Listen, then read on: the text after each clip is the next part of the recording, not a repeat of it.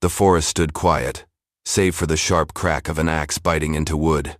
Elias Stone, a towering figure, worked alone in a clearing, his shadow sprawling across the pine-strewn ground like a giant's footprint. Dust pine, a forgotten dot in the late 19th century American West, seemed to hold its breath around him. Nobody could have guessed what came next. Two small native children, barely 8 years old, stumbled from the trees, their faces smeared with dirt and tears, pleading for his help. Elias, the gruff lumberjack who kept the world at arm's length, did something that left the town speechless. To understand why, you need to go back a day, to a time when Elias believed he could outrun his ghosts. If you are watching this on television, take a second to grab your phone and hit follow, like, or share. That one click means a lot, and it helps us keep telling stories that matter. Elias swung his axe with a steady rhythm, each stroke matching the thump of his heart. At 6'7", he was a mountain of a man, his hands rough and broad enough to snap branches bare. His beard, a wild mix of black and gray, framed a face weathered by years of sun and sorrow. His eyes held a quiet pain nobody in Dust Pine dared question. Known for felling trees faster than any man alive, he never lingered for saloon talk or church gatherings. He lived in a small cabin on the town's edge, alone since a fire stole his wife and son years ago. Whispers followed him, but Elias never spoke of it. He chopped, hauled, and stayed silent. The morning air was heavy with pine and wet earth. The forest around Dust Pine was ancient, its trees rising like sentinels, their branches whispering secrets older than the town itself. Elias worked alone, as always, when a faint rustle broke his focus. Not the skitter of a deer or the scamper of a squirrel, something quicker, more desperate. He paused, axe raised, and peered into the shadows. Two children burst from the underbrush, a boy and a girl, no taller than his belt. Their clothes hung in tatters, their dark hair matted with sweat and leaves. They were native, their eyes blazing like coals in the morning light. "Sir, please," the girl gasped, her voice trembling as she dropped to her knees. She clutched her brother's hand, her small frame shaking. "You are Elias Stone, right? The big lumberjack? We need your help." Elias lowered his axe, his face hard as the granite cliffs nearby. "What do you want, kids?" "I am working." The boy, thin as a reed, stepped forward, his chin raised. "Our tribe, they are in trouble. Bad men are coming to burn the forest. They are going to take our people." Elias stared at them, his jaw tight. Ahu and Nayla, they said their names were. Twins, maybe 8 years old, with a courage that seemed too big for their small bodies. He wanted to turn away, to tell them to find someone else. "I cut trees," he said, his voice low and rough. "I do not get mixed up in tribal business. Go back to your people." Nayla's eyes brimmed with tears, but she held her ground. "They said you are strong, stronger than anyone. Please. They will kill us all." Before Elias could respond, the ground shook with the thunder of hooves. A dozen men rode into the clearing, their faces hard, their rifles catching the sun's glint. Mercenaries, hired by the logging company that had been carving through the forest for months. Their leader, a lean man with a jagged scar across his cheek, smirked at the twins. "There you are, you little rats. Thought you could run?" Ahu pulled his sister back, his small body tense. Elias stood still, his axe resting on his shoulder, its blade catching the light. The leader's gaze flicked to him, cold and calculating. "Stay out of this, big man. These kids belong to us now." Elias did not move. His heart pounded, but his face remained a mask of stone. The mercenaries grabbed the twins, who kicked and screamed, their voices sharp in the still air. Nayla's eyes locked on Elias, wide and pleading, her cry cutting through him like a blade. A memory flickered flames, screams. A night he could not outrun. He felt it in his chest, heavy and raw, but he crossed his arms and watched as the men dragged the kids away. The forest swallowed their cries, leaving only the echo of hooves and a faint, accusing silence. As the dust settled, Elias stood rooted, Nayla's gaze burning into him like a brand. A crow cawed from a nearby branch, its cry sharp and mocking, as if the forest itself judged his inaction. His grip tightened on the axe, the wood creaking under his fingers. He swung at the tree again, harder, each chop a thunderclap, but it did nothing to quiet the guilt clawing at him. The kid's screams lingered, faint but relentless, stirring memories he had buried deep. He stopped, sweat dripping from his brow, and glanced at the path where the mercenaries had vanished. His hands trembled, not from the weight of the axe, but from a choice he was not ready to face.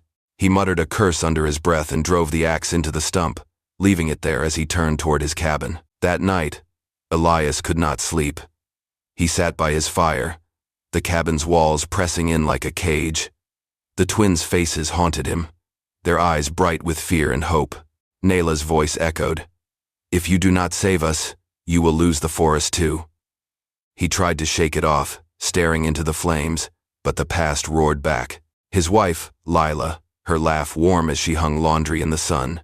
His son, Ben, chasing fireflies, his small hands reaching for the stars. Then the fire, set by loggers who cared only for profit, not the lives caught in the blaze.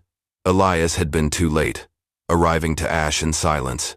Their faces danced in the firelight, their screams carried on the wind. He stood, his shadow swallowing the room. "Not again," he muttered, his voice barely a whisper.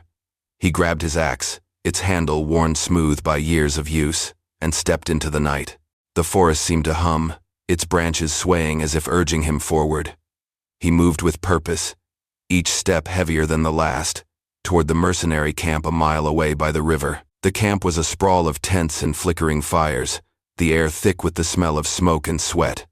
Elias crept closer, silent despite his size, his eyes scanning the shadows. He spotted Ahu and Nayla tied to a post, their faces bruised but defiant, their small hands clenched into fists. Guards patrolled, their boots crunching on the gravel, laughing about the savages they had caged. Elias's blood surged, his fingers tightening on the axe, but he forced himself to wait. A reckless move would get them all killed. He needed a way in, a way to outsmart the men who thought they owned the forest. He stumbled into the camp, a bottle of whiskey from his cabin in hand, his steps deliberately unsteady. "Hey," he slurred, waving the bottle. "Heard you are hiring strong men. I am the strongest you will ever meet." His voice boomed, drawing every eye in the camp. The guards paused, their hands on their rifles, sizing him up. The leader, the scarred man from the clearing, stepped forward, his eyes narrowing. "Big guy, huh? You looking for work? Or just trouble?" "Work," Elias said, swaying slightly, the bottle glinting in the firelight. "I can chop anything. Trees, bones, whatever you need." The leader's laugh was sharp, like a blade dragged across stone. "A dumb ox like you? Prove it.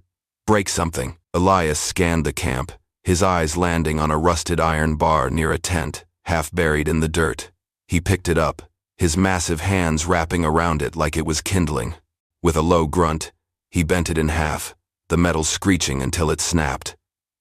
The camp went silent, then erupted in cheers, the mercenaries clapping like they had found a new toy. The leader's smile faded, his eyes glinting with suspicion. "Lock him up with the kids," he said, his voice cold. "Let us see if he is loyal." As the guards pushed Elias toward the cage, one kicked at Ahu, who was curled up beside his sister. "Move, you filthy pest," the guard spat. Ahu's eyes flashed, and he lunged, his small fist swinging wildly. The guard laughed, swatting him down with a lazy backhand. Nayla cried out, her voice breaking as she threw herself over her brother, shielding him. Elias's chest tightened, his breath catching at their defiance. He let the guards shove him forward, but his mind was racing, counting the men, mapping the camp's layout. The cage door slammed shut, the lock clanging like a hammer on iron. Inside, the twins looked up at him, hope flickering in their eyes. Elias knelt, his frame barely fitting in the cramped space, and whispered, "Hold on, I am getting you out." Nayla's hand brushed his, small but steady. And for a moment, the cage felt less like a prison. The night stretched on, the camp's fires casting long shadows across the cage. Ahu shifted closer to Elias, his voice a hushed whisper. "They heard our mother," he said, his eyes wet but fierce. "She told us to find you." Elias's jaw clenched, his fingers tightening on the axe hidden under his coat. He nodded, his gaze fixed on the guards outside, their silhouettes moving against the firelight. Nayla reached into her pocket, pulling out a small, carved stone, its surface etched with a spiral. "She gave us this," she said, pressing it into Elias's hand. "For protection." The stone was warm, its weight grounding him, and he slipped it into his pocket, a silent promise to the twins he barely knew. Morning came, and the guards yanked the cage open, their boots scuffing the dirt. "Time to earn your keep, big man," one said, his grin crooked. Elias stood, his head nearly scraping the cage's roof, his eyes flicking to the twins. He gave them a nod, quick and sure, then roared, slamming his shoulder into the bars. The wood splintered, the cage collapsing in a shower of shards. He scooped up Ahiu and Nayla, one under each arm, their small bodies light against his chest, and charged through the camp, his boots pounding the earth. The mercenaries shouted, scrambling for their guns, their voices a chaotic jumble. Elias did not fight, not yet. He ran to a towering stack of logs, the camp's supply pile, and swung his axe with a single, powerful stroke. The logs groaned, then tumbled, crashing into tents and scattering men like leaves in a storm. Chaos erupted, shouts and curses filling the air, exactly what Elias needed. He sprinted into the forest, the twins clinging to him, their breaths quick and sharp. Bullets whizzed past, splintering bark, but Elias kept moving, his legs churning through the underbrush. Halfway to the river, a mercenary on horseback cut them off, his rifle aimed square at Elias's chest. "Drop the kids, or I drop you," he snarled, his finger twitching on the trigger. Elias froze, his arms tightening around the twins, his heart hammering. Ahiu squirmed free, his small hand snatching a rock from the ground. He hurled it with all his might, striking the horse's flank.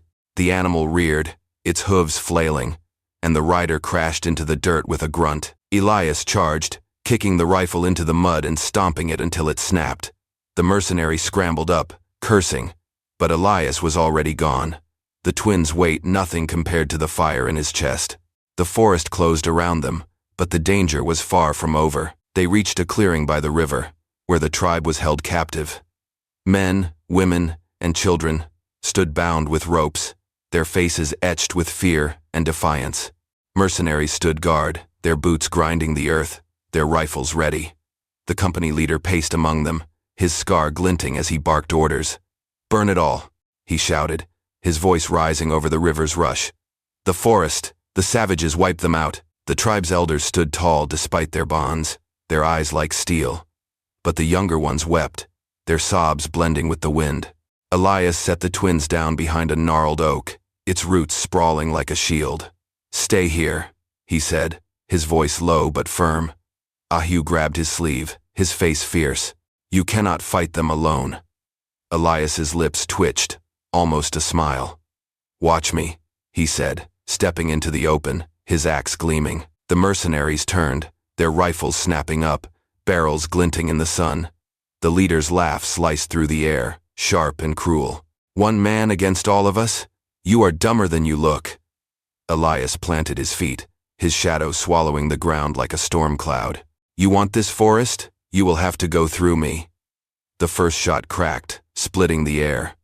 A white-hot pain tore through Elias's shoulder, blood soaking his shirt in seconds. He dropped to one knee, his breath hissing, but his eyes stayed locked on the leader. The tribe screamed, their voices a desperate chorus, and from their hiding spot, the twins' sobs cut through Elias like a knife. Nayla broke from the tree, her small figure darting toward the tribe. "Stop!" she screamed, her voice raw and fearless, echoing across the clearing. A mercenary swung his rifle toward her, his finger on the trigger. Elias surged forward, pain forgotten, and tackled the man, his fist crashing into the mercenary's jaw with a crack that echoed. Nayla stumbled but kept running, reaching an elder woman whose hands were tied. She clawed at the ropes, her small fingers bleeding as she worked, her face set with determination. The leader shouted, "Shoot them all!" But Elias was already moving, his axe a blur as he cut through the ropes binding the nearest tribesman. The freed man grabbed a fallen rifle, firing into the mercenaries, and for a moment, hope flared like a spark in the clearing. Then, a horn blasted, deep and resonant, like the forest itself was calling. The ground shook as hundreds of native warriors poured from the trees, their weapons, spears, bows, and clubs raised high, their eyes burning with fury. The mercenaries froze, their rifles wavering as they realized they were outnumbered. Elias's stand had sparked a rebellion, the tribe's warriors hidden in the forest's depths, waiting for this moment. He staggered, blood dripping from his shoulder, but raised his axe, a silent signal. The air erupted with war cries, and the battle began, fierce and unrelenting, the forest trembling under the weight of it. The fight was a storm of chaos. Arrows hissed, axes clashed, and gunfire roared. Elias fought like a man possessed, his axe carving through the enemy lines, each swing fueled by years of buried grief. The company played a desperate card: fire. They lit torches, tossing them into the trees with reckless abandon. Flames licked up the ancient pines, smoke choking the air, turning the battlefield into a haze of heat and shadow. A young tribesman fell, his chest pierced by a bullet, and his mother's wail cut through the chaos, a sound that stopped even the mercenaries for a heartbeat. Elias's heart pounded, but he kept moving, his eyes searching for the twins amidst the inferno. As the flames spread, a group of mercenaries cornered a cluster of children, their rifles raised. Ayu, unnoticed in the chaos, slipped behind a fallen log, his small hands working fast. He untied a rope tethering a stack of barrels, supplies the mercenaries had hoarded. With a shove, he sent them rolling, crashing into the men, who scattered, their shots going wild. The children ran, their cries of relief mingling with the crackle of fire. Ahu stood tall, his small chest heaving, and Elias caught his eye from across the clearing. The boy's courage burned brighter than the flames, and Elias nodded, a flicker of pride breaking through his pain. Nayla was trapped near a burning tree, her screams piercing the chaos like a blade. Elias did not think he ran, shoving through the flames, his coat catching fire. The heat seared his skin, blistering his arms, but he reached her, scooping her up. A massive pine, engulfed in flames, groaned above them, its trunk splitting with a deafening crack. Elias grabbed it with his free hand, his muscles straining as he heaved it aside. The tree crashed, sparks exploding like a shower of stars. But he walked out, Nayla safe in his arms, her face pressed against his chest. The tribe stared, their weapons lowered, awe etched on their faces. The chief, an old man with hands like weathered bark, knelt before Elias. "Brother of the forest," he said, his voice steady. "You are one of us now." Elias set Nayla down, wiping soot from her face, his burned hands trembling but gentle. The flames roared higher, threatening to swallow the forest whole. Ahu darted through the fray, his small body weaving between fighters, his eyes locked on a water barrel near the mercenaries' supplies. He climbed a rocky outcrop, unnoticed, and shoved the barrel with all his strength. It tipped, water gushing across a line of burning brush, halting the fire's spread. The tribe cheered, their voices rising above the crackle, and even the warriors paused to nod at the boy's quick thinking. A mercenary lunged at Ahu, his knife gleaming, but Elias was there, his fist like a sledgehammer, knocking the man flat. Ahu scrambled to Elias's side, panting but unharmed, and their eyes met, a silent vow passing between them. The battle raged on, but the tide was turning. A young warrior, barely older than the twins, climbed a tree, his bow drawn tight. He loosed an arrow, striking a mercenary's torch, sending it tumbling into the river with a hiss. The crowd roared, their spirits lifted, and the warrior dropped to the ground, his grin fierce. Elias pushed forward, his axe clearing a path, but a new sound stopped him, a low, rhythmic drumbeat from the forest's edge. The tribe's elders began to chant, their voices rising in a song that seemed to steady the warriors, their movements sharper, more united. The mercenaries faltered, their confidence cracking under the weight of the tribe's resolve. The company leader, still alive, rallied his last men on a ridge overlooking the burning forest. His pistol aimed at Elias and the twins. He stood defiant, his scar twisting as he shouted, "You think you have won? This forest is mine." He pulled a detonator from his coat, wired to dynamite buried beneath the trees. One press, and it is all gone. The tribe fell silent, their hope fading. Elias stepped in front of Ahu and Nayla, his axe raised, his body a wall. The leader's finger hovered over the button, his sneer widening. "Say goodbye," he said, his voice dripping with venom. A sudden gust carried a faint whistle, and the leader's hand froze. Ahu stepped forward, clutching a tangle of wires, his face calm but fierce. "Looking for these?" he said, his voice cutting through the tension. He had slipped through the chaos earlier, crawling under tents to pull the dynamite fuses, his nimble fingers outsmarting the company's plan. The leader's face twisted in shock, his confidence shattered. Elias seized the moment, hurling his axe with deadly precision. The blade spun, striking the leader square in the chest. He crumpled, the detonator falling uselessly to the ground. The remaining mercenaries dropped their weapons, their fight gone, as the tribe's cheers echoed through the scorched forest. As the dust settled, the tribe gathered their wounded, their faces a mix of grief and gratitude. A mother clutched her son, the young warrior who had shot the torch, her tears falling silently as she bandaged his arm. Elias knelt by Ahu and Nayla, his massive hands on their shoulders, his bloodied shoulder forgotten. "I am no hero," he said, his voice rough but soft, "but I will protect this place. For you." The twins hugged him, their small arms barely reaching around his waist, their tears soaking his shirt. The chief approached, offering a carved wooden pendant etched with a pine. "For the brother who stood tall," he said.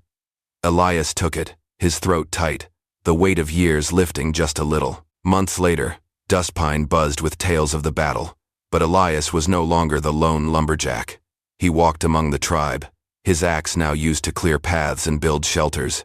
One evening, Nayla tugged him to a clearing where she and Ahu had planted a sapling, its leaves bright against the scarred earth. "It is for you," she said, her voice bright. "So the forest remembers." Elias knelt, touching the tiny tree, its bark smooth under his calloused fingers. The tribe gathered, their voices rising in a quiet song, welcoming him not as a savior, but as family. Ahu stood beside him, his eyes still bright as embers, and Elias felt the forest's pulse, steady and alive, beneath his feet. If you are watching this on television, take a second to grab your phone and hit follow, like, or share. That one click means a lot, and it helps us keep telling stories that matter.